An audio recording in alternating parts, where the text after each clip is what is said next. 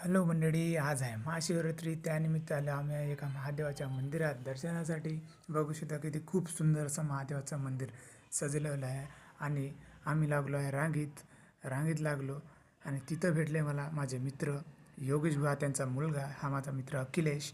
हे योगेश भाऊचा पोरगा काही माझ्याजवळ राही नाही. म्हटलं भाऊ तू चालला तुझ्या बाबाजवळ, त्याला देऊन दिलं त्याच्या बाबाजवळ. आम्ही आलो मंदिराच्या जवळपास आलो.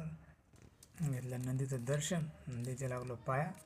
आता जाऊ म्हटलं आतमध्ये एका माणसाशिवाय कोणी दुसरं दर्शन करू शकत नव्हतं, कारण की मंदिर थोडंसं लहान होतं. त्याच्यामुळं एकच माणूस आतमध्ये जात होता, एकच जाते एकच येते, त्याच्यामुळं गर्दी होत होती. मग मी गेलो आतमध्ये, दर्शन घेतलं, बाहेर आलो. गेले योगेश भाऊ दर्शन करायला, योगेश भाऊच्या घरची फॅमिली. आणि हे पाया वगैरे लागले, त्याचा पोरगा काही पाया लागे नाही. मग योगेश भाऊने त्याला दाबला जबरदस्ती, लाग भाऊ पाया. झालं त्याचं मग दर्शन.